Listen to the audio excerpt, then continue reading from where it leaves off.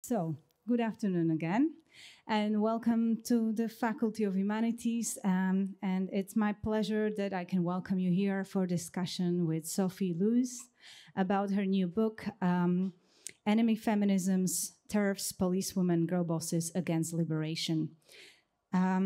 First of all, before we continue, I would like to thank to my colleague Ondřej Váša for supporting this event, and also to PR department Martina Plast and Stefan Chanda for all their help with organizing it. Thank you. And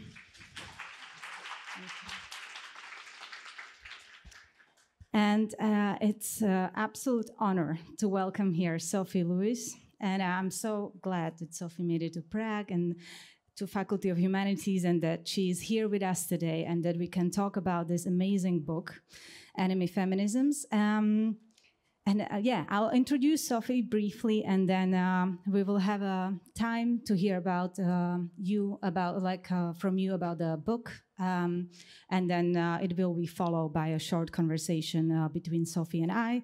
But also you will have a chance to talk and ask questions afterwards. So please. Think about the questions already. Sophie Lewis is an independent scholar visiting at the Center for Research in Feminist, Queer, and Transgender Studies at the University of Pennsylvania. Dr. Lewis is the author of Full Surrogacy Now, Abolish the Family, and now Enemy Feminisms. She lives in Philadelphia as a researcher, teacher, and writer, for example, teaching courses on critical theory online for the Brooklyn Institute for Social Research. Previously, Dr. Lewis studied English Literature BA and Nature, Society and Environmental Policy MSc at Oxford University, followed by MA Politics and the New School for Social Research and PhD in Geography at the University of Manchester. Articles by Sophie appear everywhere from London Review of Books to Feminist Theory. You can find all essays listed on her website and support his freelance writing if you wish on patreon.com. So, thank you, Sophie, and I'll give you, the floor is yours for the lecture, and I'll just come afterwards. Thank you so much.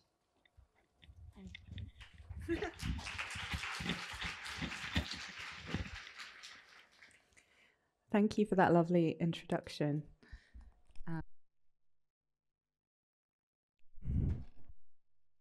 Thank you all for being here. Okay, I must not move the microphone.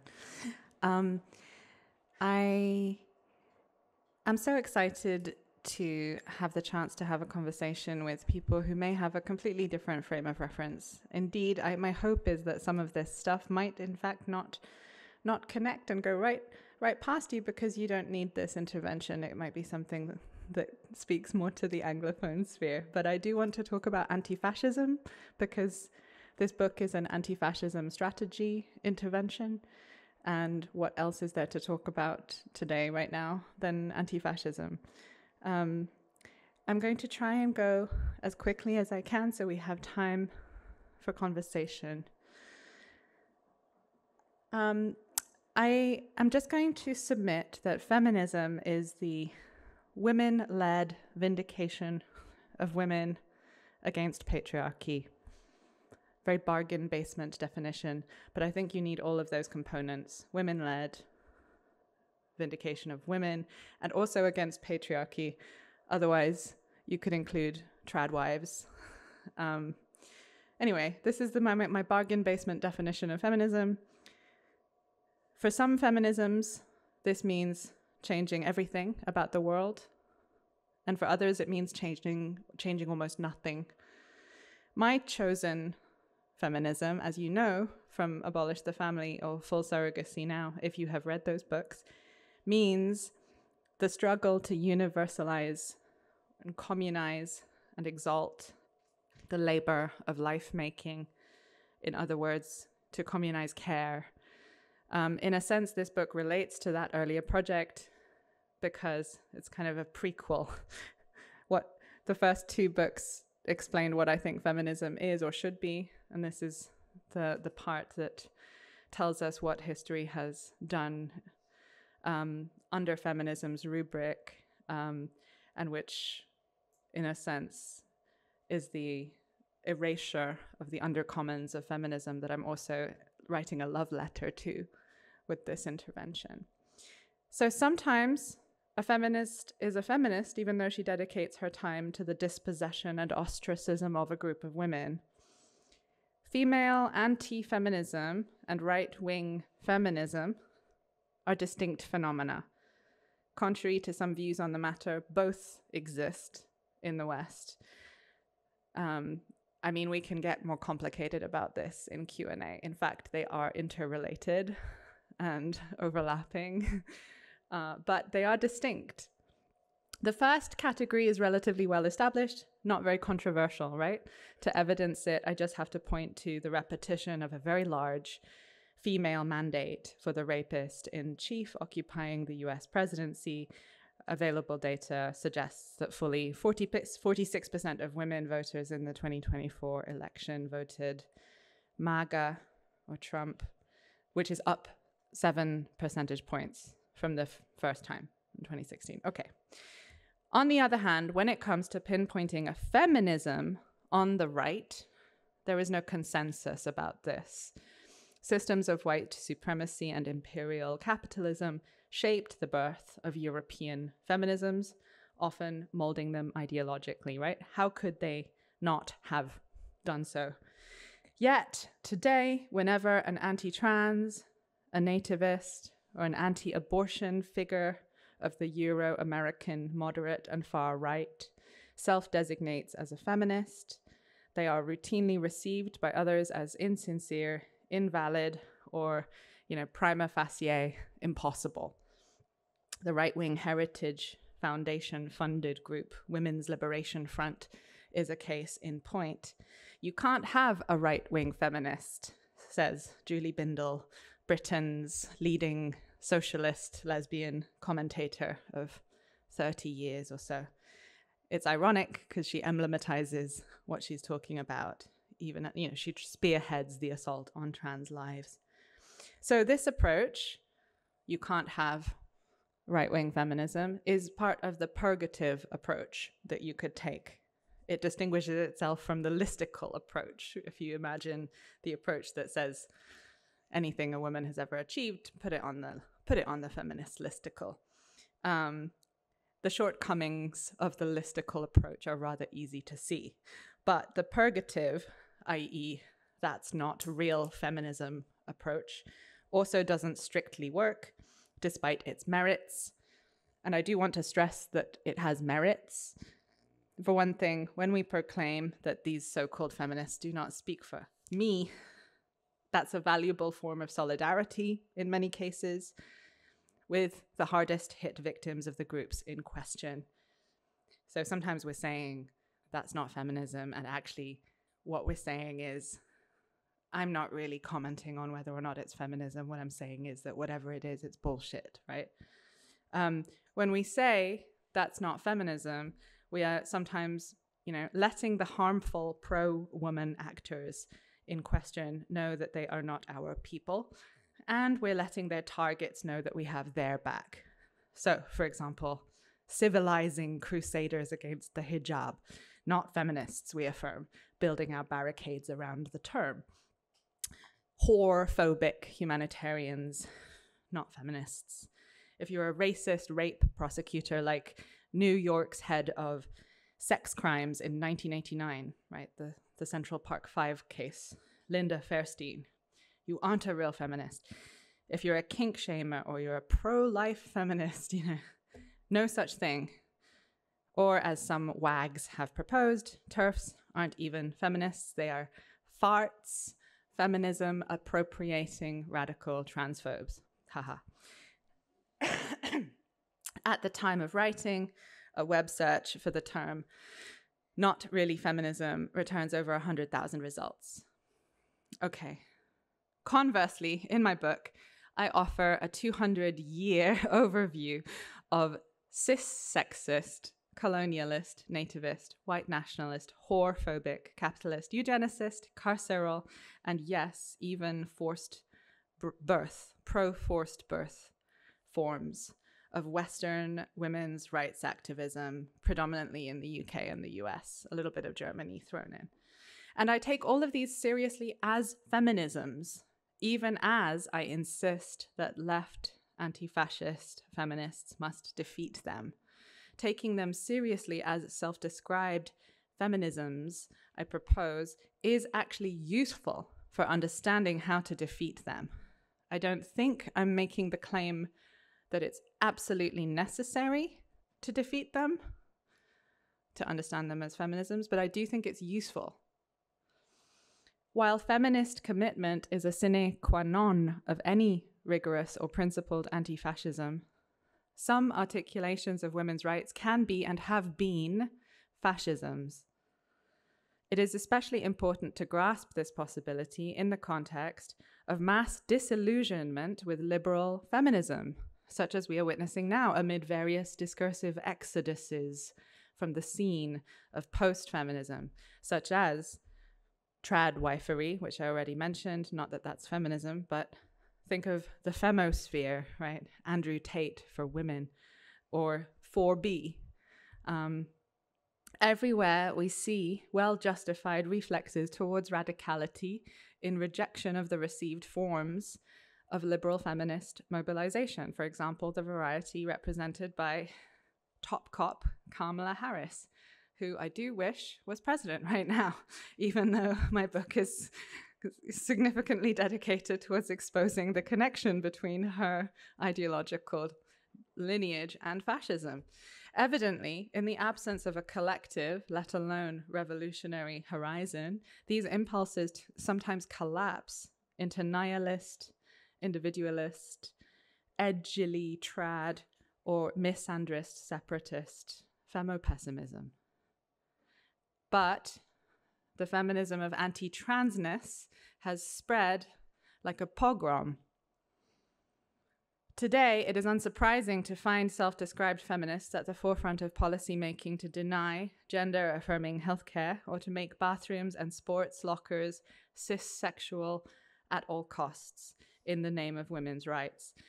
The scholar Sarah Franklin several years ago called this development a kind of feminist Brexit. And theorists like Alexander Stoffel have more recently grappled with trans exclusionary feminism as a form of sexual nationalism. In Enemy Feminisms, I further suggest about this Brexit from feminism that there is an awful sense of familiarity about this latest right-wing counter-revolution internal to feminism. When it comes to mob-like zeal, spurring sisters in arms towards a purge of the unwoman, this chameleonic figure of fantasy who threatens to usurp, to invade, or to dishonor womanhood. We have been here before multiple times. I'm going to move quickly because I'm just giving you a little taster, little bits of history. 50 years ago, in a moment of widening countercultural defeat in the US, a minority of cis sexists, notably the group the Gutter Dykes, mounted a lynching-esque physical and ideological attack on the transsexual lesbian organizers in the women's liberation movement, whom they charged with, quote, invading and draining our lesbian community, unquote.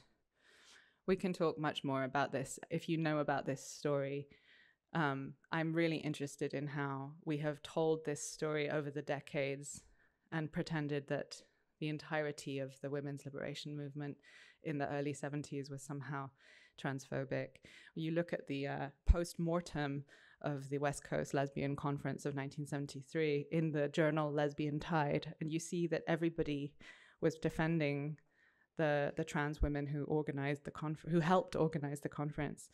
So there's an interesting question there about why we are determined to believe that the so-called second wave was so shit. Far from inherent to the movement, anti-trans feminism first arose as the counterinsurgent retort to a sex radical utopianism.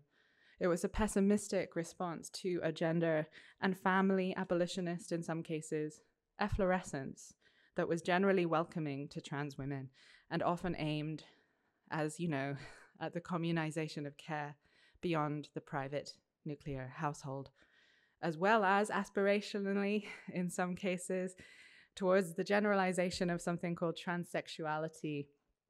In the case of someone like Shulamith Firestone, this seems to mean letting 1,000 genders bloom. So building on Alice Eccles's historical account of the fragmentation of the US women's liberation movement, I locate anti-trans feminism's origins in the swamping of revolutionary feminism by something we should really be calling not radfem, but female biological and cultural nationalism, circa 1973. And this was a reactionary development, albeit one that still calls itself radical to this day. J.K. Rowling calls herself a radical feminist. But, okay, I told you this was going to be a drive-by. We can also look back further to see continuities. Over 100 years ago, the modern feminist project of women's policing took off in the Anglophone world as a uniformed team adventure in anti-communist, anti-Semitic, anti-vice vigilantism, linked to a fictional, historians really do seem to agree that it was almost entirely fictional, sex trafficking panic about so-called white slavery that was itself a backlash against more liberal, libertarian, anarchistic, feminist advances. So if you're interested in more about this particular piece, I've profiled one of the pioneers of cop feminism in the Anglophone world, the lesbian radical and ex-suffragette militant Mary Sophia Allen, who was a passionate devotee of Mussolini and later Hitler in the magazine The Drift. The essay is called Lipstick on the Pigs.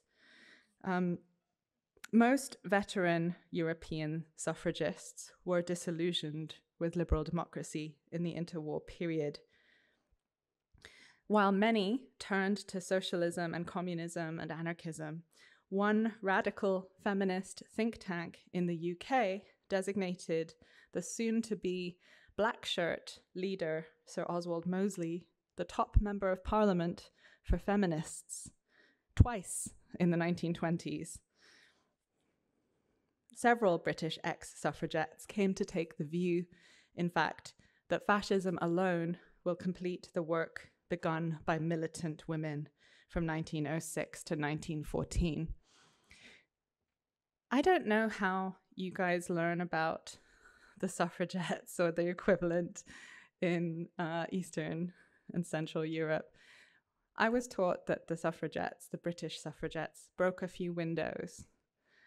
But in fact, between 1907 and 1913, they detonated as many nitroglycerin bombs as the IRA did between 1939 and 1940.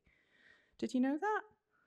I'm not saying bombing things is bad per se, but I think it's interesting that we don't talk about it. Meanwhile, I told you, moving straight along, in the US, women leaders and spokeswomen for the Ku Klux Klan aligned themselves with the very radical fringe of the feminist movement by supporting the Equal Rights Amendment when it was first introduced in 1923. So just as they had supported the 19th Amendment as a weapon against blacks, that's the, there's the temperance one and then there's the suffrage one. The Ku Klux Klan was aligning itself, obviously, people like to say simply for instrumental reasons, with these pro-women pieces of legislation. But, so the thing to understand is, whereas 50 years later, in a post-Jim Crow era wherein fewer black women were disenfranchised thanks to the Voting Rights Act, and then segregationist women in the US South were mobilizing with anti-feminist leaders like Phyllis Schlafly, played by Cate Blanchett in a very popular TV show recently, to, oppose feminism and the ERA. Interestingly, back in the 20s, KKK feminism, which is the historian Linda Gordon's term, advocated for female access to divorce and child custody, and they berated the selfish man who insists that women's only place is in the home. you know, when you see a phrase like KKK feminism, you think, okay, I don't think so. You know, I respect you, Linda Gordon, but I don't know. And then you look in the archives and you're like, wow, yes, it really was. I have more material than I thought here for this chapter. On both sides of the Atlantic, women imagined to be dysgenic became targets of feminist annihilation fantasies. So clearly, this is the point. Clearly, these race hierarchized visions of sexed emancipation for non-sex working, respectable white cis women only were fascistic. They say they're fascistic. That's why I've picked these examples. It's on the tin. But if they were not really feminism, then neither was the thought of Mary Wollstonecraft or Susan B. Anthony. You see, it's simple. It's simple what I'm saying, really. I'm saying you can cut it one way or you can cut it the other way, but you can't have both. You have to have these guys if you want to have Mary Wollstonecraft. Much contemporary thought treats the buzz-cut, white-hooded, and black-bloused examples and myriad others like them as non-feminisms, implying that the fascist actors in question are so obviously contradictory in their commitments that their avowed feminism must be necessarily false, in bad faith, trolling, or simply mistaken in referring to itself as such, right? The formulations include complicit in, seduced by, co-opted by, weaponized by, in bed with, and so on. You know, I have some very dear friends who have been very sweet, wanting to help promote my book, and they've posted on Instagram, read Sophie's book about how fascists in history have weaponized feminism. And I'm like, thanks, that's not what I'm saying. I'm saying something much worse. One starting point is often the presupposition that fascist feminism is an oxymoron.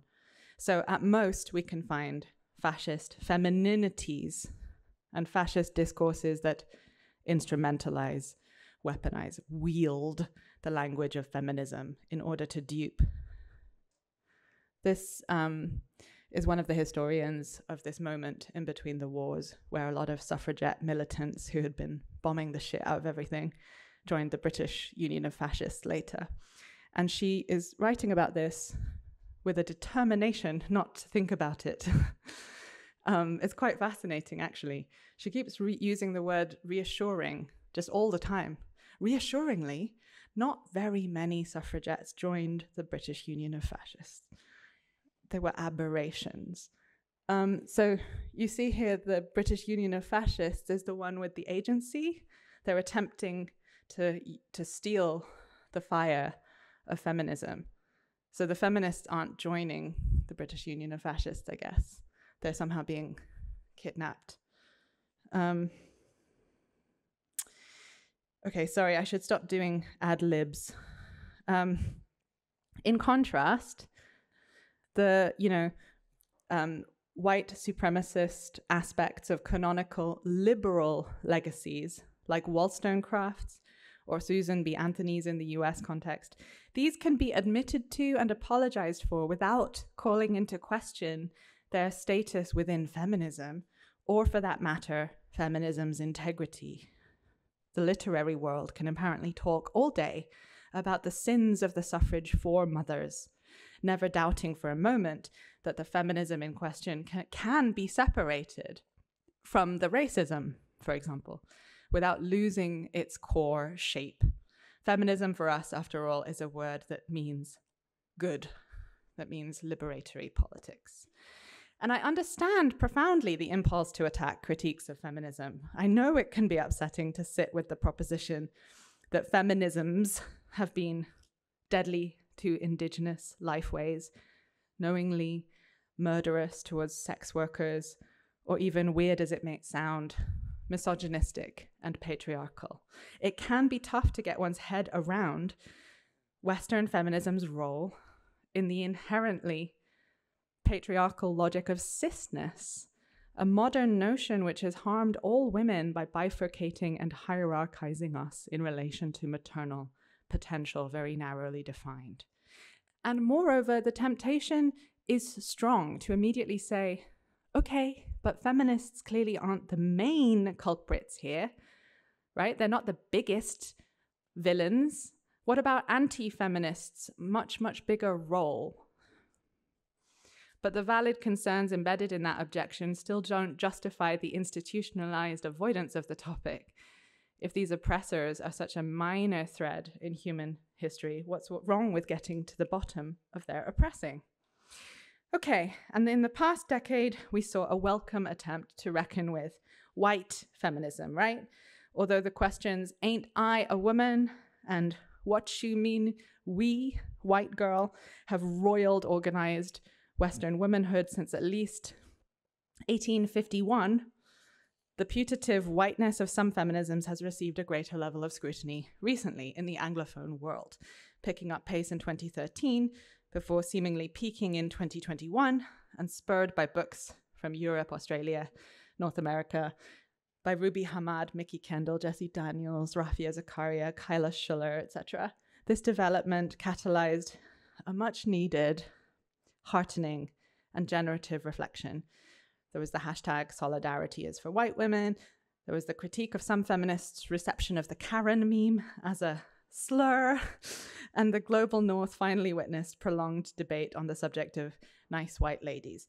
This afforded many of us new insights into the racializing effects, often conceptualized as exclusions, whether witting or not, of contemporary and historical feminist activism. And in so doing, this equipped us with intersectional tools and heuristics designed to broaden the base of future movement.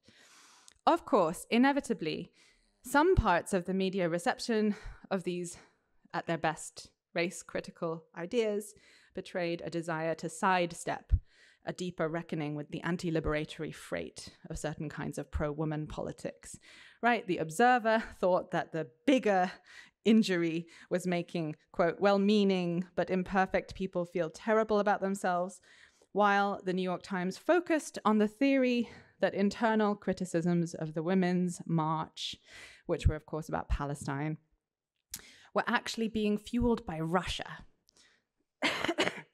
And elsewhere, the term white feminism is scorned outright as a tool to dismiss second-wave feminists. Confronting complicities is hard. It's easier to enact a hasty gesture of condemnation vis-a-vis regrettable feminist moments, and then perform a blanket gesture of premature recuperation. Mistakes were made, and that was bad. But feminism is still good, which means that feminists are never the real enemy. Cisness, writes Emma Heaney, is feminism's internal counter-revolution.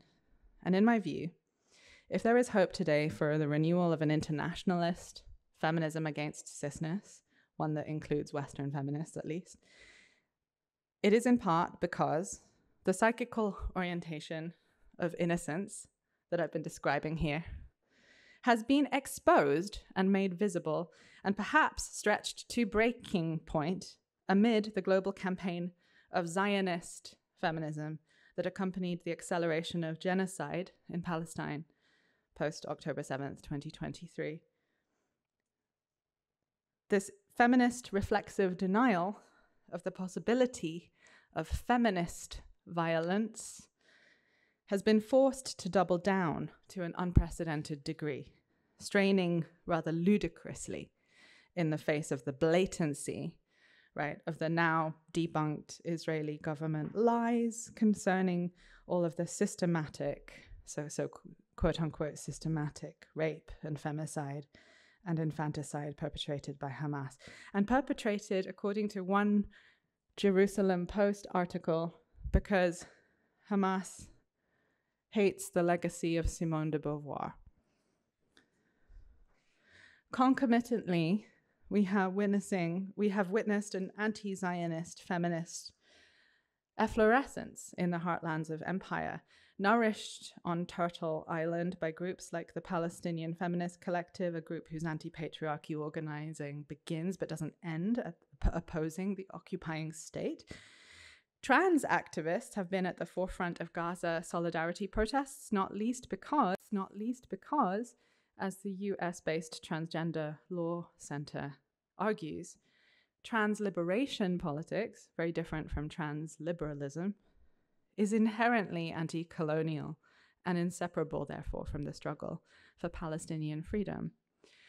Countless feminist activists all over the world have been likewise radicalized, if not directly, by Palestinian feminists' analysis of the sexual and gender characteristics of settler colonialism, then by the unholy spectacle of the reproductive genocide itself, compounded by organs like the New York Times repeating the Zionist feminist narrative that genocide is sometimes feminist, in a bid to align the cultural values of liberals with the goal of eliminating the native in Gaza.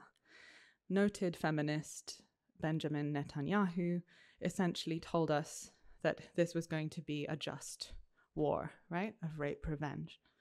And no doubt Anglo-American prestige media will, and the German-speaking world will continue to keep burnishing the image of the Israeli army via puff pieces on military machine gun wielding Zionesses, these lionesses of the desert who so vividly embody the seductions of gendered settler colonial power, qua rape revenge, in the anti-white slavery mode of 2 centuries ago, or a century and a half ago. However, their credibility is hurt, perhaps irretrievably so, and an optimistic reading of available signs points to the possibility that grassroots anti-colonial feminism is on the ascendant. Perhaps we could point to the multinational feminist call to strike for Gaza. One could point to Ni Una Menos, the anti-femicide insurgency reviving itself in South America, or to the Kurdish genealogy, Jinjian Azadi, invading socialist society in autonomous North and East Syria, or even to something really small, like the hopeful Transfeminist International platform coming out of Greece. And you tell me what you see around you. In truth, I think the collective song of revolutionary feminism is to be heard everywhere, fighting in DIY estrogen undergrounds, abortion networks, transformative justice teams, prison abolitionist accountability collectives, and everywhere where there is family abolitionist or disability liberationist communes attempting to communize care or dream of dismantling for all the tyrannies of wage, state, and market. We didn't choose this relationship of enmity, and I'm not inventing it by naming it, but I'm suggesting that it is only through fighting it out as a matter of anti-fascism that we will make it obsolete. Thank you.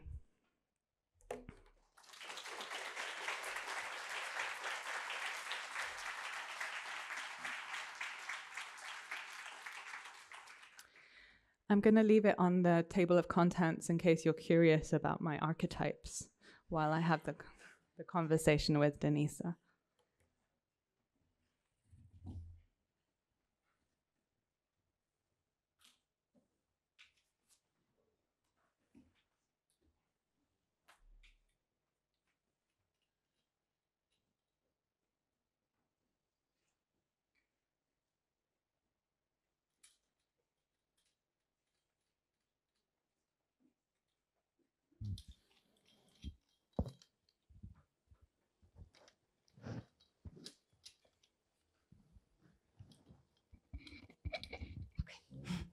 Sophie, thank you so much for this brilliant overview of your book. Maybe I would start with your previous book to get to this one, because the previous book, The Abolish the Family, was translated and published by Transit here in Prague. So I think the audience is familiar with the book.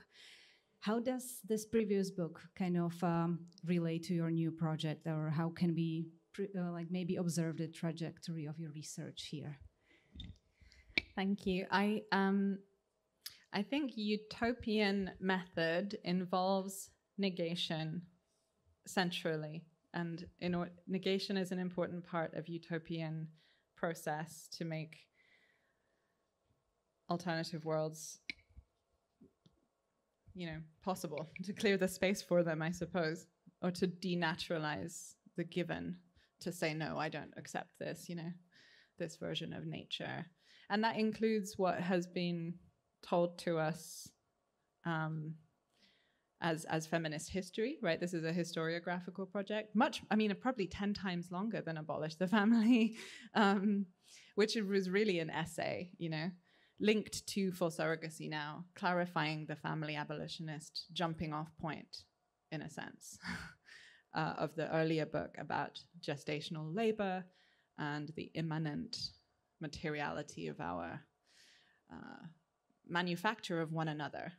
And I think, in a sense, this is maybe not so obvious to see as a utopian text, because it seems like it's and it is, in a sense, an encyclopedia or a bestiary of enemies.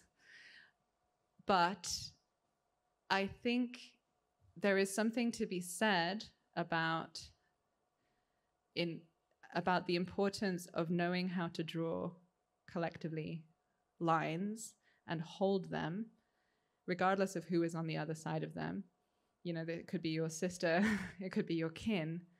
If they're materially standing on the wrong side of certain kinds of lines that you've collectively drawn, then you hold that line. That's anti-fascism. That's 101, But what that gives us is also the ability to not make one another disposable casually, thoughtlessly all the time in our movements. So it's about knowing and finding our comrades, clarifying what we're actually fighting for, and understanding that if Abolish the Family tells us that feminism is the insurgency against the privatization of care, then there is also this thing that is very much also feminism that fights for the exact opposite cause. How is that possible? I don't know. It's one of history's contradictions. Gender itself is a contradiction, It's an inherently contradictory concept. The things we build on top of it very sincerely can be not just different from one another. Even if these things are sincerely trying to emancipate women, that they can have literally opposite ends, not just different, but opposite. Inside feminism, there are two wolves. If we put the mother and father of Western feminism as Mary Wollstonecraft, and then Charles Fourier, the utopian French socialist who invented the word feminism, apparently, they have opposite views on what feminism is. Mary Wollstonecraft thinks we need to invest mother within the household, within the family, with rationality and authoritative, proprietary standing vis-a-vis children, education, the nation, and the future. But nothing really else needs to change. And in fact, the whole vindication of the rights of women intervention is designed to strengthen empire. But then you look at Fourier, and I'm not saying he's perfect, far from it, colonialist too, but he says that feminism is the insurgency of women and children against the private household.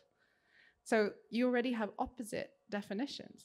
And I think we just need to be clearer about that and not be disarmed or confused when our enemies wear feminist clothes. And we don't have to have an argument about whether they are real or not, In a sense, I don't care if you think your enemies are feminists or not. It's what I care about is whether you thinking they are feminist stops you from acting together. That's what I care about.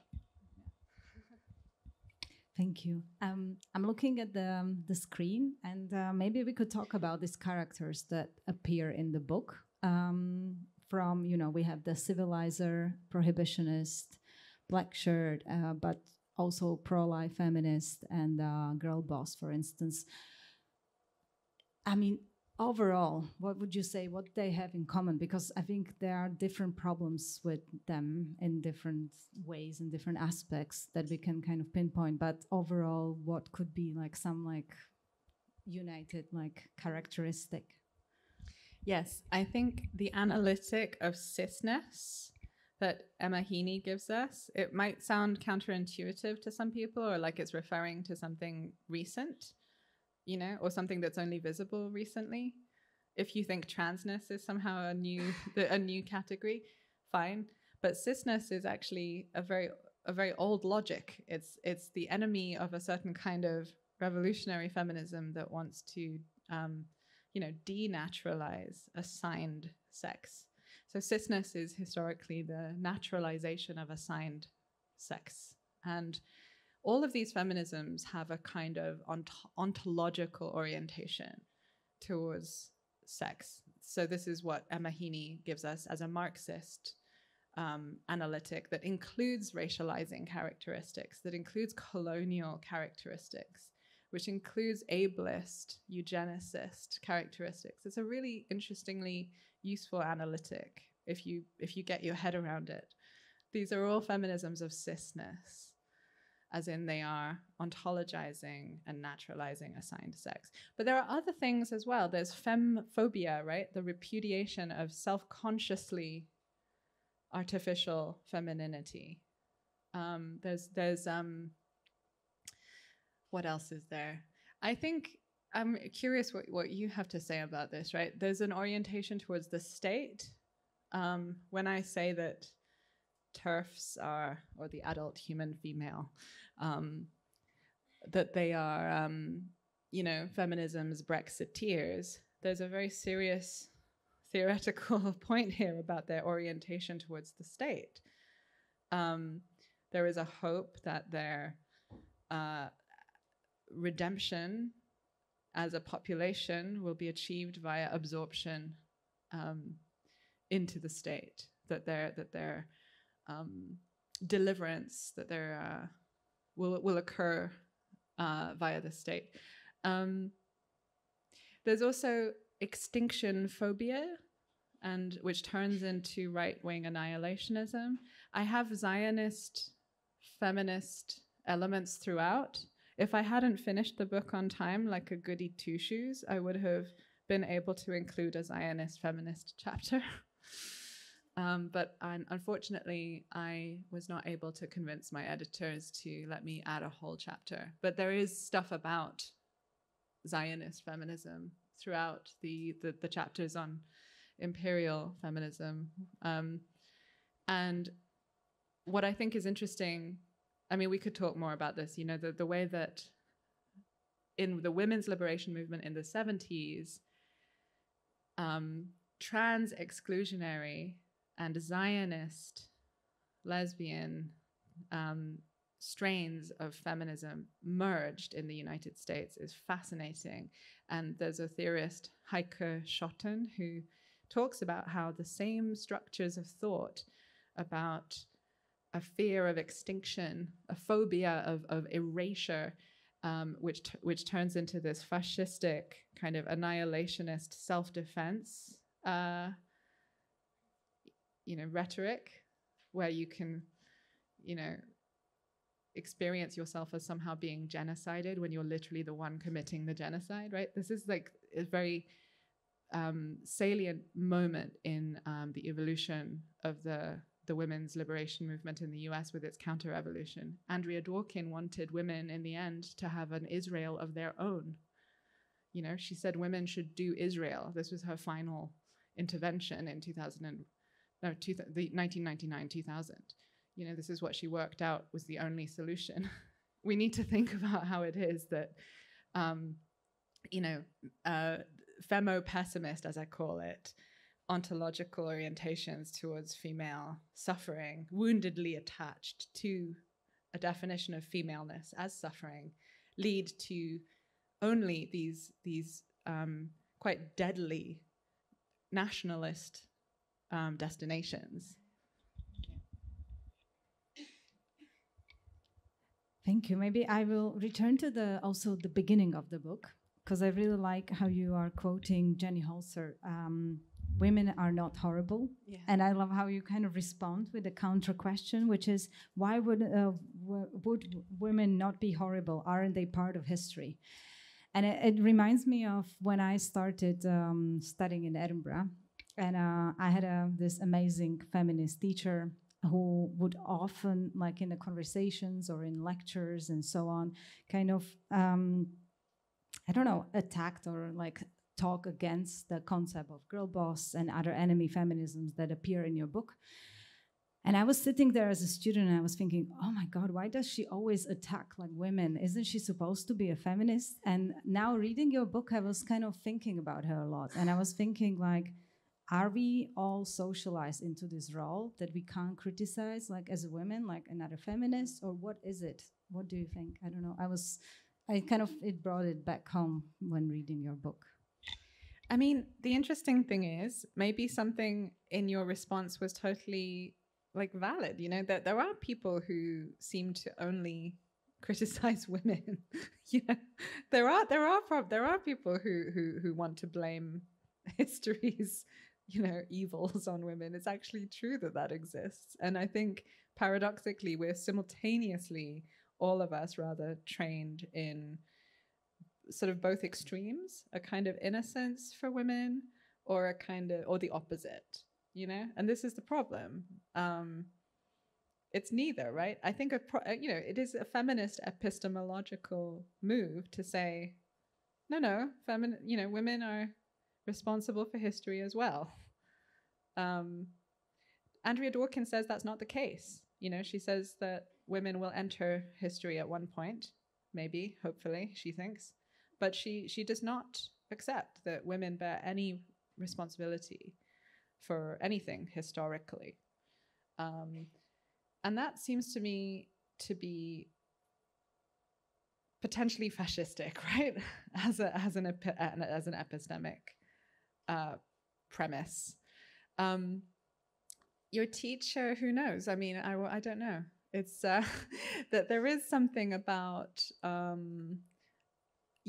the norm around feminist sisterhood that's like we know we don't criticize other women. There are a lot of definitions that circulate in the culture among liberal feminists about how feminism means supporting other women no matter what, right? This kind of nonsense.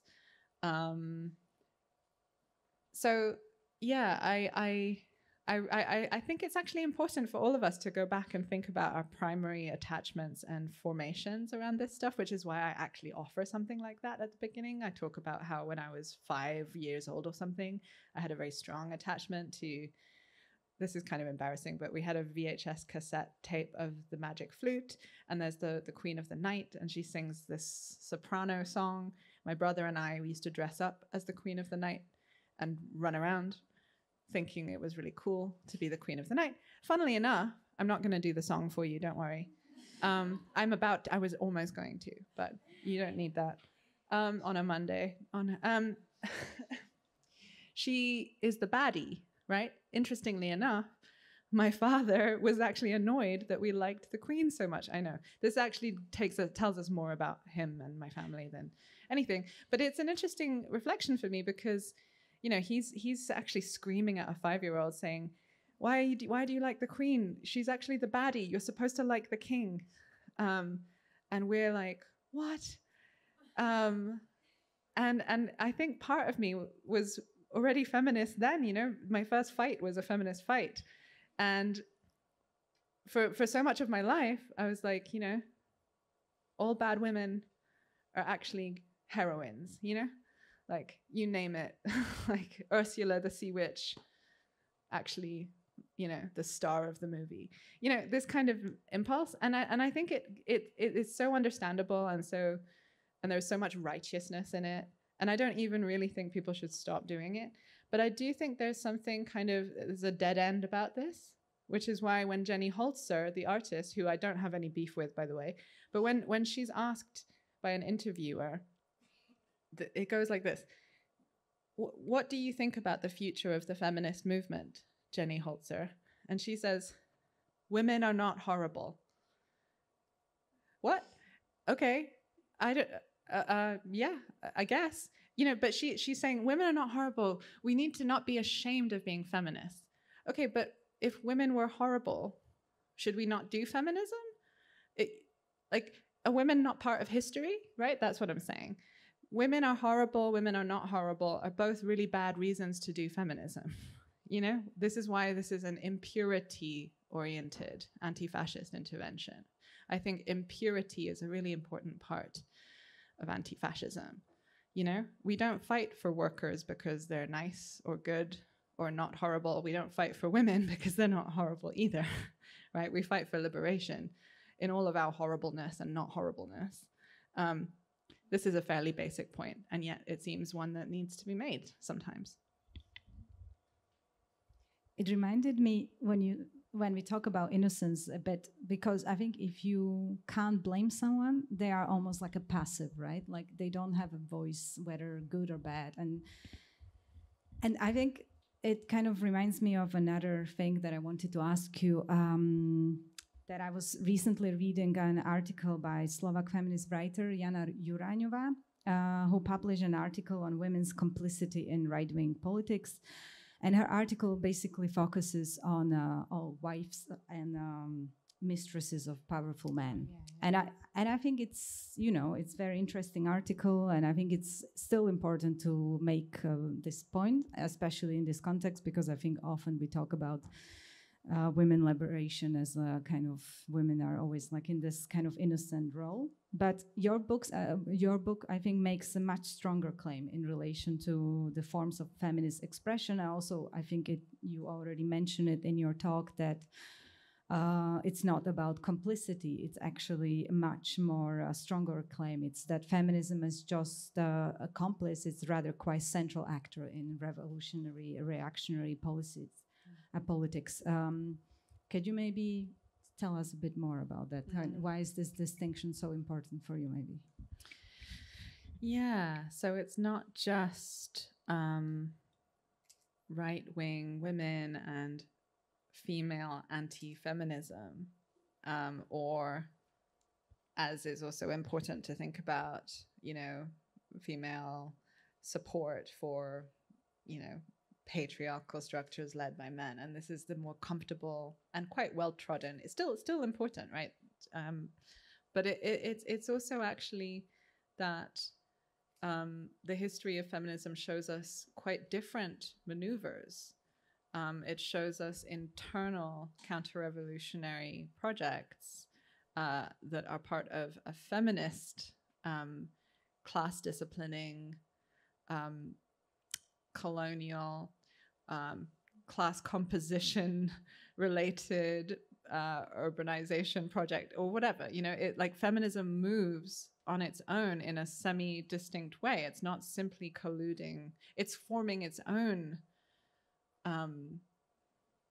you know, others, right? It's a powerful force. I actually think this is partly about giving feminism its due credit, paradoxically, right? It's like feminism is a force powerful enough to have blood on its hands. How could it not, right? It has not always envisioned the communization of care. Sometimes it has made sort of, I think it's useful to think about it as like nationalist bargains with the structures of power in order to carve out advantage for certain populations of women, creating unwomen in the process. And I think if we allow that, you know, we become more agile and skillful at understanding why something is simultaneously this thing that we think of as progressive, right, feminist, and in fact, in some cases, downright fascistic. We shouldn't be confused as all. You know, so of course we're reaching a point of absurdity, right? Like J.K. Rowling and all the other big anti-trans feminists, radical feminists in the UK, celebrated the Trump executive order, quote unquote, defending women against gender ideology extremism, unquote. They don't even mind at this point saying it out loud. They're like, yep, I'm for this, you know? And I mean, they say some other stuff like the left has abandoned women, which is why I'm aligning with this very far right politics because the right picked up feminism basically because the left left it on the floor. I don't know. I mean, this is the reality we're in right now, you know? And at this point, I don't even need to point it out. I don't need to even do the work anymore to explain how these interests are aligned and how that was back. It's not fun being a Cassandra, you know? Those of us who have been charting the logics of anti-trans establishment feminism in Britain since 2013, you know, editors at big magazines have been so resistant and incredulous that there could be any responsibility for the anti-trans, you know, explosion of state violence now going on in the US, where I unfortunately live, born by lovely English feminists. Can you really possibly attribute any kind of blame to radical English feminists for these sorts of, you know, dramatic levels of dispossession and brutality unleashed under Trump? Well, yes, we have all of the receipts going back to 1980, actually, when Janice Raymond consulted for the US administration on how to defund and dismantle trans healthcare, all the way to now via the letters to the UN for this kind of sex-based rights framework that has been developed, and the language, the idiom, the frameworks, the moral alibis for the far right have been actually provided by English feminists. So yeah, absolutely, you know. Anyway, this is not what you asked me, but you know. No, but I'm glad you mentioned that, because I wanted to ask you about J.K. Rowling, and I wanted to ask you about the US context, because actually it was one of the questions from the students in the feminist reading group. So thank you for you know, enlightening us a bit about the political context. So maybe I will go to my next question about feminationalists, another very bright, positive question. You are presenting feminationalists in the book as, quote, an ideal of female dignity, freedom, and integrity in order to mount on, quote, enlightened yet maternally muscular defense of the national economy against foreign threats, which they paint as misogynistically backward. This is how xenophobic nationalist politics become synonymous with women's rights, end of quote. I'm sorry for the long quote. Similarly, Polish philosopher Ewa Majewska argues in relation to the recent right-wing populism in Poland how nationalism is reinforced through the figure of the self-sacrificing Polish mother, who combines her patriotic sense of reproductive obligation with a resignation from career and political ambition. And while she sees this symmetry of heroic subjective formation binary in their gender roles, so the men are then forced to hate others as foreigners or immigrants, to build brotherly structures focused on enemies. I'm wondering, what do you think, and if you could tell us more about this kind of how this feminationalism operates in this right-wing nationalist agenda? Because I think it's not just the US or British context. We see it, you know, unfortunately, in Slovakia already as well, and Poland kind of started it in the region. So I wonder, like, what is your take on that? Thank you. Yeah, it's nice to hear you quoting Eva, because by coincidence, I got to know her in the climate justice movement in the UK in 2007, 8, 9, 10. And here we are, and analyzing the same things from different vantage points geographically many years later. Yeah, I co-sign what she says. I think the important part that is not always talked about in these conversations, which you actually get, I think, only from really looking at history, which is why there is this historicizing method in this book. I think we learn a lot as anti-fascists from looking how history went down. Usually, the reactionaries have told the popular received histories of how things went down. and they're not telling the truth. But the thing that's useful, okay, so femo-nationalism, you know, it's a sort of governance and state feminism, governance feminism that, you know, creates a kind of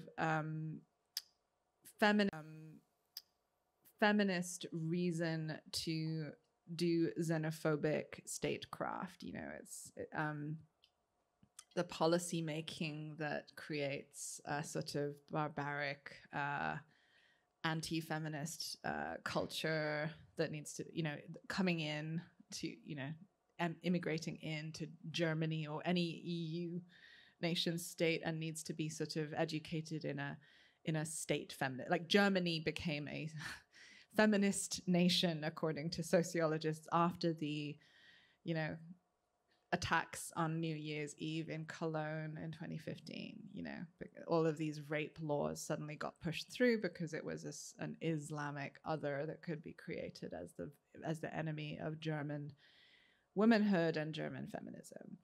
Sarah Faris's book, In the Name of Women's Rights, The Rise of Femo-nationalism, is the one that theorizes this from a Marxist vantage point. And people thought that it was kind of over, right? The heyday of femo-nationalism was sort of over because the War on Terror era seemed to be giving way to a different historic era. But here we are again with a bunch of femo-nationalists rearing their heads all over again. The thing that falls out, that it isn't covered, it's not supposed to be covered in Faris's book, is how these formations, and they don't have to be maternal, right? This is the thing. They don't have to be maternal. Like Alice Schwarzer is a lesbian, Alice Weidel. Not to say that maternalism and lesbianism, in fact, don't intertwine in the history of like cop feminism, police feminism, which is sort of maternalist lesbians, ironically. But it's a specific spin on maternalism. It doesn't have to be heteronormative. It doesn't have to be this. You know, and Alice Weidel is obviously not a feminist, she says, but she uses feminist arguments to throw her Sri Lankan partner in people's faces, right? When they I mean, that was a weird phrase. She doesn't throw her partner, but as far as I'm aware. But you know, rhetorically speaking, like, you know, how can you criticize me as anti-feminist? I have a brown lesbian wife or whatever. And Alice Schwarzer is sort of similar, right? These can be, sorry, I keep not finishing the point. They are hearkening back to a very old, literally 19th century premise in imperial feminism, which is that the nation in question, which is a racially constructed idea, is actually primordially feminist. Like, in the context of early British emigration to India or to Canada or to Australia or wherever, Kenya, feminism was all about explaining to itself, to British men and women, that feminism was far from unpatriotic and anti-nationalist and bad for empire. On the contrary, feminism was actually the real destiny of the Anglo-Saxon race. Primordially, Anglo-Saxon nature was about gender equality, actually, and feminism was going to restore that, right? Restore it and help uplift the darker nations by sending the muscular, maternal, Anglo-Saxon emissary of enlightened feminist patriotism to the darker continents to spread the good word. Paradoxically, the good word for darker populations is a sort of traditional binary domesticity version of gender. So the feminist British woman, English woman, new model English woman, is exempting herself from a logic that she is out to export and teach to the recipients of feminism around the world. They need to learn how to do binary, you know, domesticity wife and husband, but she does not. She has sort of risen above this. And this is the structure. It's a very complex thing with loads of contradictions in it. Charlotte Perkins Gilman and core feminist thinkers of eugenic imperial feminism in the US context are doing the exact same thing at the same time. They're blaming, paradoxically, you know, a racialized other for, you know, excessive sexual binarity in the white so-called race, and at the same time imputing to them insufficient sexual binarity. You know, race science can have it every which way at once. It doesn't have to be coherent, but the point is that there's this kind of story that can be told about a certain kind of gender equal racial destiny. And that is actually something that in femo-nationalism is part of the picture. It's like, you know, these immigrants from Muslim majority countries, they don't understand feminism. You know, Germany or wherever, you know, France or wherever, maybe Czechia is actually really it's anciently feminist, anciently. And that's how you can make a bunch of very racist sort of immigration policy, you know. Yeah, this is actually what I wanted to ask you next about the countries or women who, Western women, that you make a quote, the claim in the book that, you know, the Western feminists and missionaries in that chapter to India are basically Christian women were mostly already free, while the Indian women were transhistorically feminism-less. And I think that kind of reminds me of, you know, anecdote with the Romani movement and the kind of you know, who has the right or to speak on behalf of feminist movement or who can be a feminist. And it was in 2012 when the Roma Feminism Symposium was taking place. And Roma scholar Ethel Brooks was then afterwards in her article describing her shocking experience from this symposium when at the conference, someone from the audience told her, "I am sorry, but you can't claim both. If you want to claim feminism, then you must give up on your claim to a Romani identity. Patriarchy and oppression to women are central to your culture. To be a feminist means renouncing being Romani woman."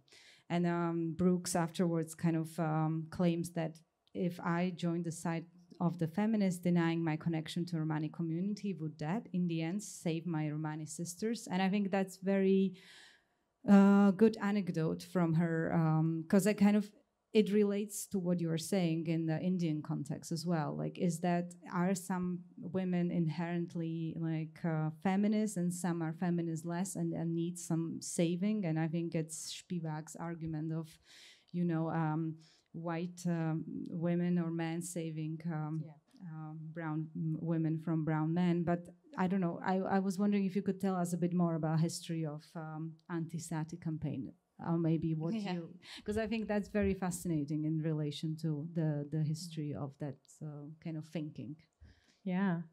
No, we should talk about the anti-sati campaign if you like. I'm also conscious of the time and hoping that people want to have questions as well. If you're up for that, we could maybe hopefully soon open it to people's contributions and questions. But yeah, I mean the whole idea of what was called sati in the English context, which is not really that, you know, in India, the word actually that word refers to the widow herself who self-immolates on the funeral pyre of her husband. It was a very rare, exceedingly rare practice, even in the early 19th century when English travelers started to document it. And there became, nonetheless, a really sort of prominent, like really popular campaign in England to save the widows from the practice of sati, as they called it, right?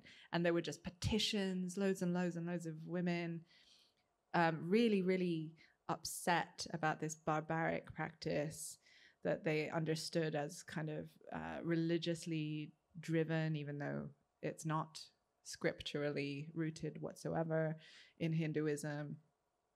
And it kind of resulted in this kind of amazingly absurd kind of situation where people like Sir Charles Napier, the head of the military commandment in British India, was basically articulating a sort of like feminist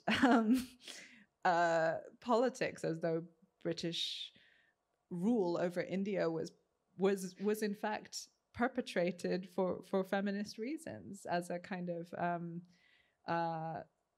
stand against brutal men throwing young girls onto fires, and all of the feminism actually going on in India around this question fell completely out of the picture. As you say, Spivak's kind of brown, white women saving brown women from brown men, not from the white officer class of British men. For example, this is basically one of the key campaign origins of popular English feminism, the anti-sati campaign, and full of lurid imaginings about the way things are elsewhere. And ironically, it always starts with something a little bit better, a little bit more progressive. The first travelogues were actually English women drawing parallels between what they saw, including what widows suffered socially in the Indian patriarchal context and what they themselves suffered in the British context.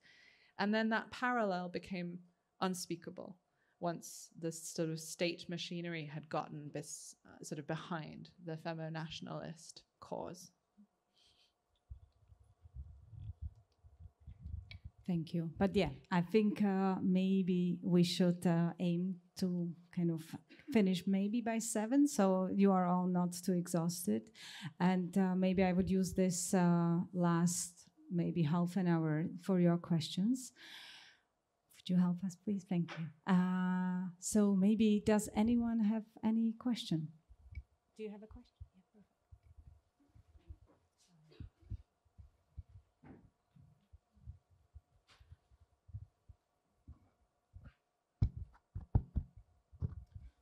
Thank you very much for your talk. To extrapolate a little bit from your ideas, do you think that there is any movement that is fully and inherently liberationist? There's been many movements that are anti-colonial and also violently nationalist. You mention the gender issue, but there are many, there's very prominently Blair White, who is a famous conservative trans activist. Is it that every movement can be accompanied by, even as it's good, be accompanied by horrible conservative beliefs? Thanks. Yeah, thank you. I would just say that trans is not a movement, right? It's just one name for a category of identity. There's no politics that automatically attaches to it. There is trans liberalism, there's trans liberationism, there's trans reactionary politics as well. But many such cases actually, no, there's nothing inherently liberatory about gender ideology, as the anti-gender movement calls it, but do I think that any movement has been inherently liberatory? Well, no, I don't think so, because what is liberatory is something we just define and understand together by trying, and purity. The idea of an inherently totally perfect liberatory movement sounds rather, epistemically dangerous to me. What is that? That's a sort of purity fantasy. If I was indeed just repeating the gesture that these archetypes of thought are making in purifying, you know, their cause, their feminism of impurities, what good would that be, right? I'm just putting on a hat that's like Sophie Lewis, feminism judge, problematic, fascist, problematic. Like, I'm actually asking for a different kind of heuristic that understands the difference between disagreement and impurity within comrade circles, and the lines that we have to draw in order to enable that, in order to cherish and treasure that difference among ourselves. Where the line needs to be held, where something is collectively drawn, this is beyond this line, we're going to fight as anti-fascists beyond this line. And hopefully whoever is on the other side of it will want to come back tomorrow. We want to make non-fascists out of people who were fascists today. You know, we want them to stop being fascists. We don't want to have to kill them, right? It's like, it's not about a line that stays naturally there. It's a line you have to draw every day. It's a contingent question, right? It's not pre-given.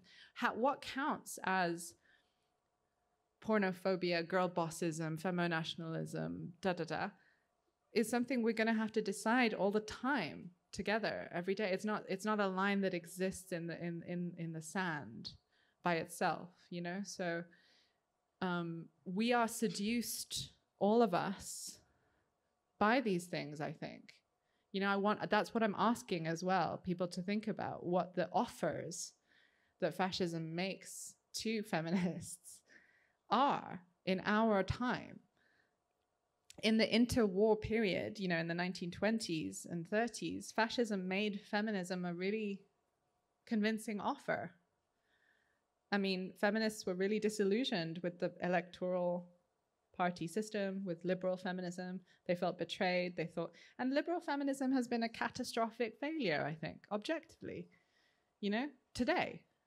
I think we owe it to ourselves as anti-fascists to think about the seductions in play, because these are simultaneously enemies and people who share a kind of mutant DNA, to use a biological metaphor, with us, the inheritors of something called feminism, perhaps, if you want to choose to live in this house, feminism, you know, which maybe you don't, because plenty of people don't have any real attachment to this label, I think, because of cultural, religious, geographic reasons. They haven't lived well in the house of feminism. They don't really want to live there with that label anymore. Fine.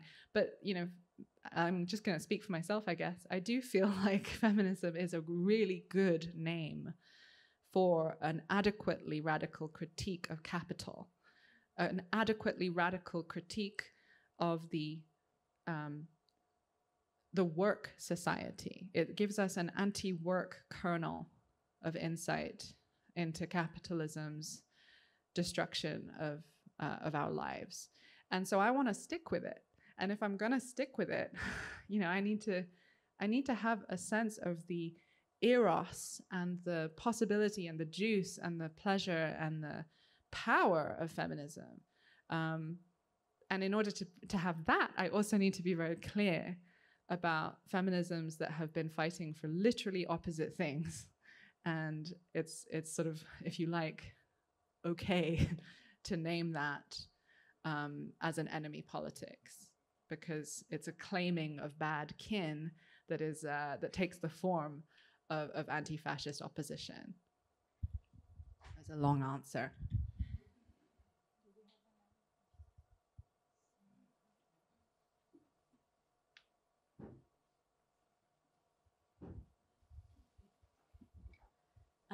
Thank you, and thank you for your lecture. I really like this focus on impurity. I think that's really interesting, and the idea of like contamination in general.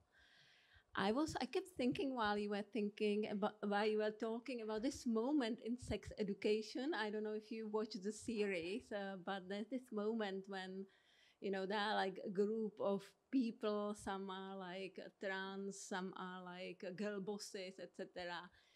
And at some moment, all of them share this moment of like experience of some sort of male oppression or like patriarchal oppression. You know, someone was sort of grabbed here, someone was attacked by some sort of ageist sort of agenda, etc. And they all like have this moment of shared commonality as sort of like this moment that sort of brings this focus on a sort of male oppression, or like, I don't know, or generally oppression. And I was just thinking about this like notion of commonality and how to kind of like go through this, like we have this like structure of sort of very like sort of like problematic associations of feminism with certain very problematic ideas, or like feminist ideas that sort of like support actually patriarchal society, etc. So my thinking is about how do we move to this like spaces of commonality? How can we like foster these spaces of commonality? How can we make alliances? And maybe you answered this question, you know, like when he talks about like setting boundaries, about like we need to draw boundaries. But perhaps like this moment in sex education that feels like a moment of authenticity, you know, that we all remember this moment when we experienced like male oppression, someone grabbed us, someone like attacked us, someone was like, etc. And we come from very different positionalities, but we have this shared commonality. So, you know, so my idea is later, like, how do we find this, like, how can we find this, like, spaces of commonality and language of commonality through difference? So that's very, like, maybe, yeah. Yes. Thanks. Good to see you.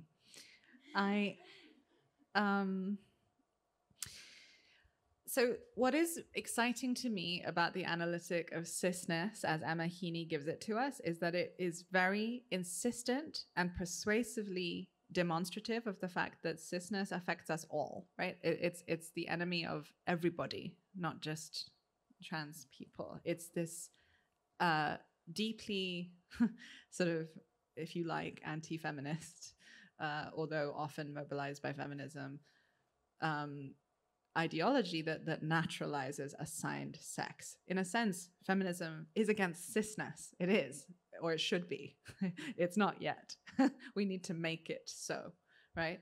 And that is a profound, I think there is something about unpacking the sorts of ideas about productivity, the ideas about whiteness, the ideas about class, and the ideas about sort of straightness inside cis hegemony that gives people of surprisingly different experiences and positionalities an experience of commonality with one another. I think there is something. This is the kind of concept, in a sense, we've had it. We've had it, but I find this vocabulary good because of its capaciousness. We are all harmed, actually, you know, men too, right? By patriarchy, if you want to call it that, or by, yes, you know, the order of sort of sexual domination in proper to our phase of capitalism in history, and in order to sort of have a concept of sexual difference without cisness, which Emma Heaney says we can have, right? All we need to do is understand that, you know, the word gender is actually, I think, optional for our politics. You can just have, you know, just use sex if you want. It's fine. Like, you just, our sexes also change, right? Sex is the materialist sort of function that is in play when we move through our day and are perfectly capable of experiencing different forms of sexuation, right? What's useful here is to understand when someone like, do you guys know who Marjorie Taylor Greene is? Yeah, she does. So she's a, far right, not feminist, blonde woman of the type that we know.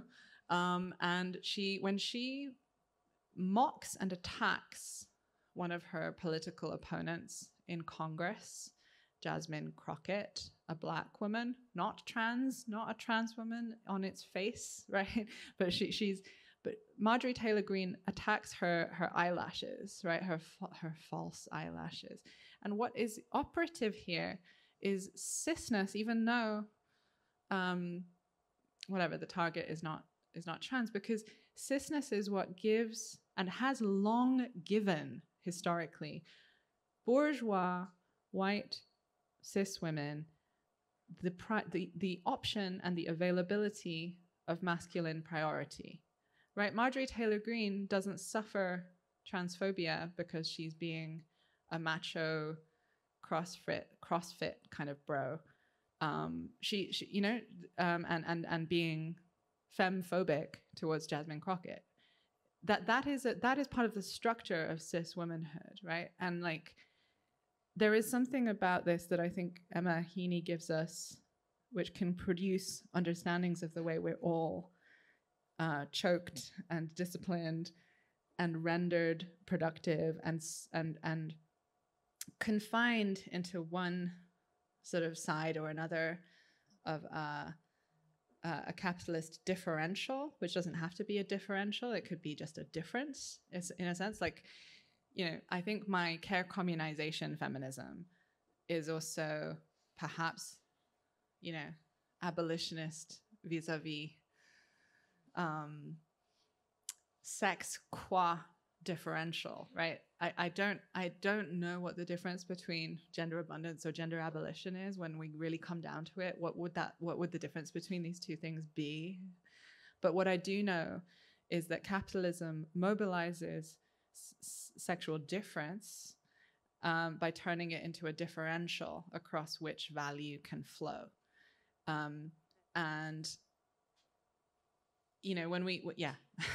I think, okay, this is a bit of an abstract way of answering your question, but the big question is what you're actually asking, right? Is how do we produce coalitions powerful enough to disarm the state? The Cyborg Manifesto asked the same question in the mid-80s, how to produce coalitions of people disparately, dehumanized by patriarchy. These unwomen, as well as the the women, right, together, the whores and the wives, right, as Marxist feminism used to always insist, right? The critique of marriage and of prostitution used to be one critique, and somehow this fell by the wayside. The importance of children and children's liberation to feminist analysis used to be much more prominent, right? That there are two populations that are inherently, oppressed in patriarchy in some of our theoretic ancestors' terms, right? And somehow that also got left by the wayside.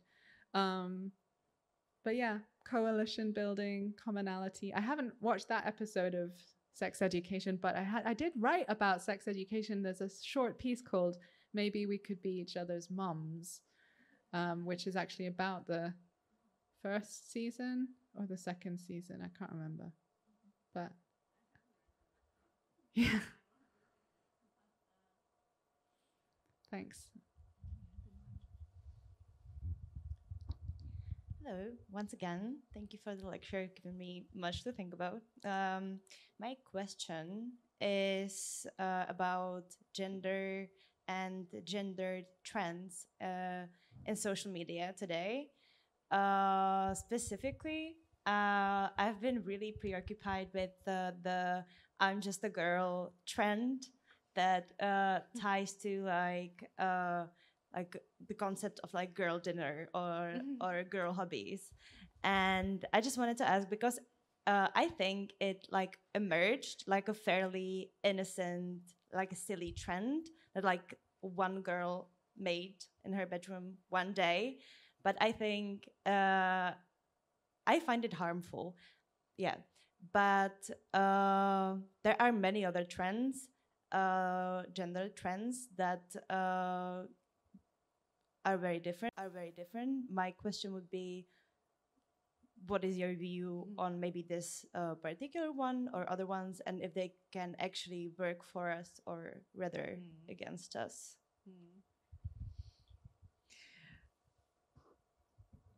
So the sort of girl dinner, I don't know all of its permutations. So I think I'm going to try my best for a response here.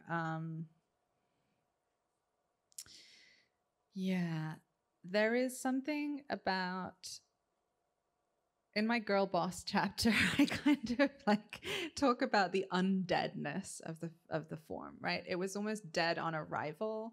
It took absolutely nothing to blow over this kind of construct, right?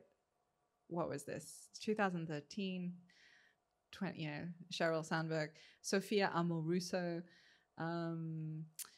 making their claims about how what was the claim? That a woman, by creating a kind of business empire, sort of lifts other women in some way as she goes. Okay. And then very, very swiftly critiques followed, and literally everybody, even Michelle Obama, knew that it was bullshit, right? Even Michelle Obama said that girl bosses mo. She didn't say that. Was not enough, right? Okay, wow. So no, everybody knows that it's a hollow ideology. And yet, the boss form is doing great, isn't it? It seems to be quite healthy, the boss relation, the wage relation. And okay, there's some attempts to repackage the notion of like, I don't know, female founders, boss babes, And now we're in a sort of anti-identitarian, anti-DEI kind of moment again. But what is interesting is that even with the ridiculousness of girl boss, and there was always the girl resting, girl sleeping memes, right? I don't want to lean in, I want to lie down. Like, maybe we need a general girl strike, this kind of, girl proles, girl debtors, girl lumpens. You can just, the ridiculousness sort of just proliferates in a way that I find maybe sometimes potentiating. I mean, trans women refer to one another as dolls and girls because of sort of, historic cultural sort of inheritances, for one thing, among street queens, but also because, arguably something about the novelty of embodiment in the sort of female sex is liable to produce a sort of sense of like a second adolescence if people are transitioning in their adulthood. So there are many different ways that girl is it's not something we can simply feministly critique as somehow not seriously reflecting the dignity of womanhood, right? In that way that second wave feminists might prefer, like, don't call me a girl, I'm a woman, etc. There's something playful that I think is quite generative sometimes about these sorts of there's some girl dinner. I mean, I don't know. I don't know where it's gone. I'm sure it's gone somewhere bad, but but I mean, the thing about some of these forms of like bimbo celebration sort of is that there is an anti-work element to some of it, and there is an insistence that everybody can experience themselves as delicious, as as beautiful, as deserving of rest and of care, right? Like it's not a gender specific thing. Everyone can kind of enjoy girl dinner, maybe. I don't know. Okay, that's a little bit, maybe I'm forcing the utopian optimism, but probably you know more than me, so.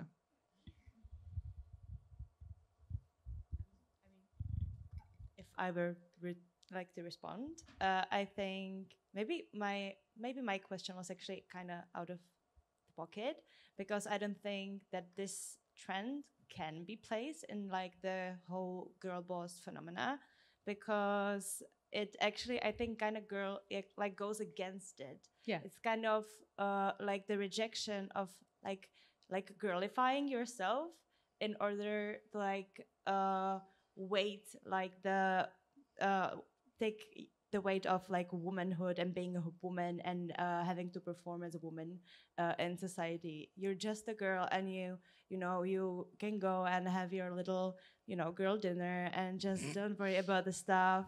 And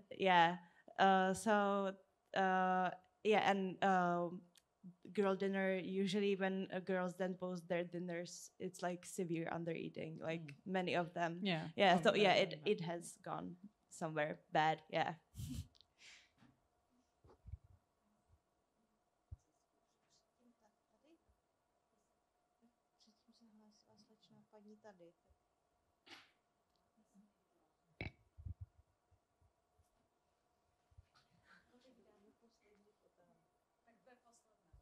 Okay, just two last questions will be here and there. Okay. Thank you, Sophie, for a brilliant lecture, as always.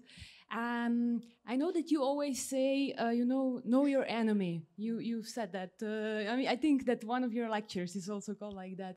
And for me, that's really important, as already Sun Tzu teaches us, the art of war, you have to know your enemy if you want to succeed, And to me, when I think that I study my enemy, sometimes I'm really surprised because their ideology is totally not aligned with their practice, but in a good way, because I come from a union movement, and I'm really forced to work with people with all kinds of ideologies. And then sometimes I work with women, for example, who are really convinced that they are like hardcore right wing, but their practice says something completely different, because in their practice they are basically communists.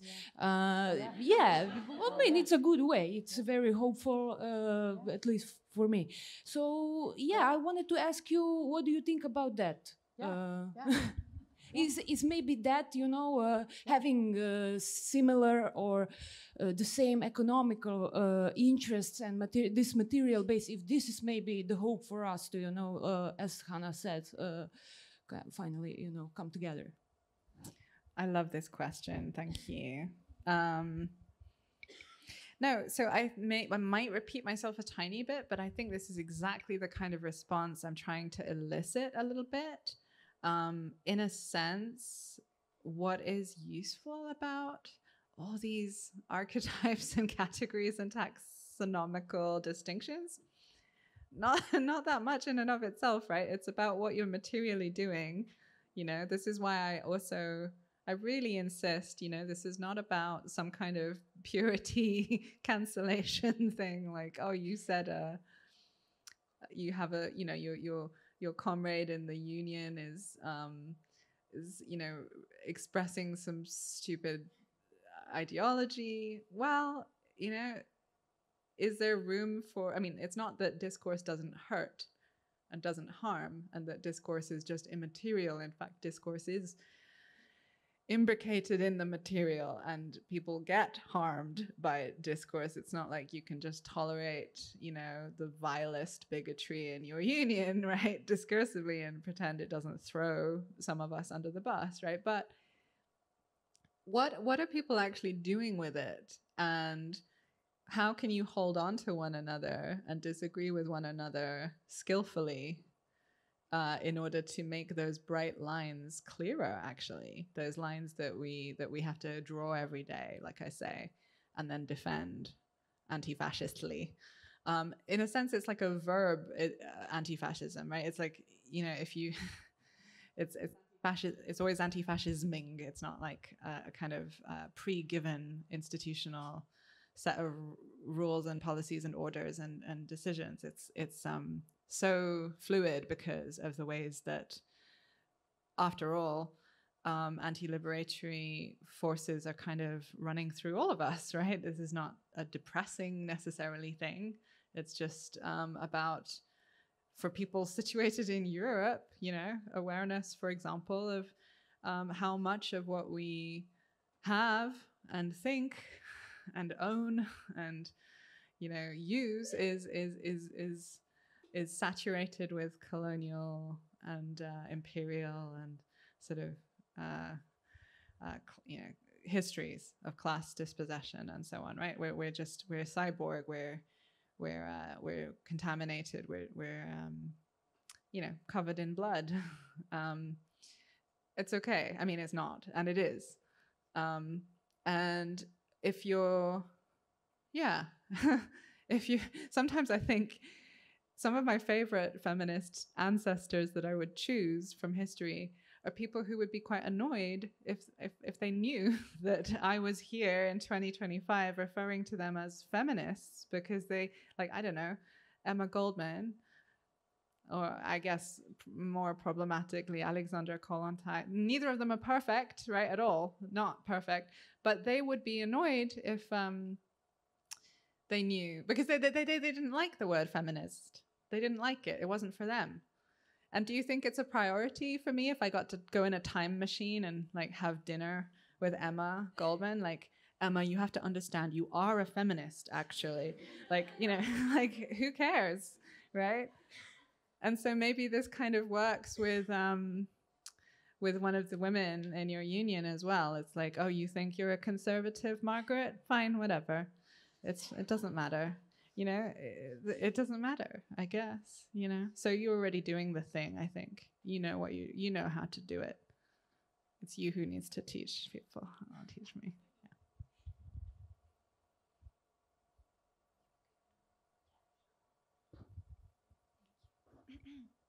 Hello, thank you for the lecture. So when I was reading The Second Sex by Simone de Beauvoir, one of the passages that really like struck out to me was the passage about the woman sort of like being or transcending only within her own house, and the man transcending beyond into the skies, into like the political realm, into the universe. And when you were talking about women being part of history, one thing that I was really curious about was the link between like fascism and saying that women may not have been a part of history, and like I guess what you meant by that, because I couldn't really see the link on my own. And yeah. Mm-hmm. I see what you're saying. So right, Beauvoir's insight is really useful and fantastic, right? And also I mean, let's get into the reality historically and its relation to the schematic here. Like, is it actually true that, for one thing, the home has nothing to do with history? A. Secondly, have women actually been confined to the home throughout history? It's not like that. It's not simply like that, right? All kinds of different things can be said about that. I wouldn't have time in many lectures, but it's not the case that simply women have been confined in the home. One small data point in the long story of this being not true, and in fact, the enclosures at the dawn of capitalist accumulation, inventing, in a sense, the private nuclear household by forcing people into the house for the first time, is that, then in the 1970s, the big Marxist feminist sort of thought explosion happens with wages against housework, or wages for housework. They meant both, right?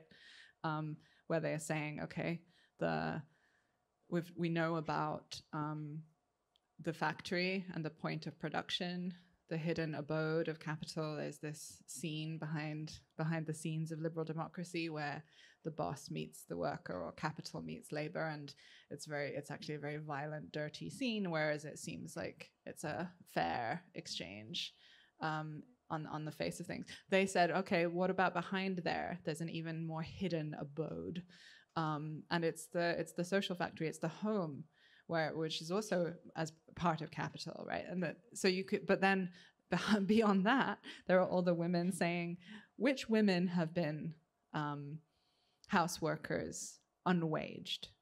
We've been waged house workers in other people's houses.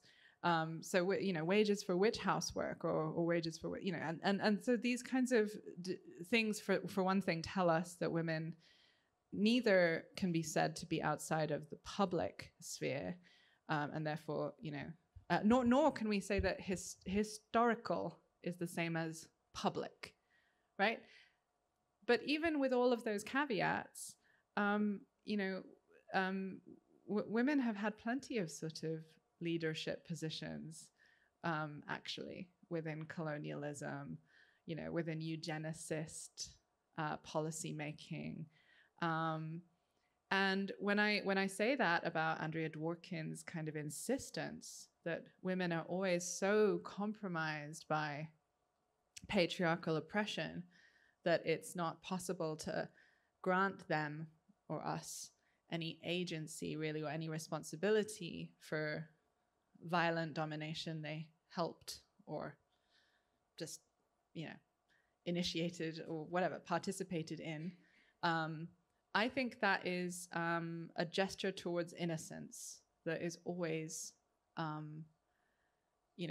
compatible with fascistic effects, Yeah, I'll leave it there. Thank you for that question.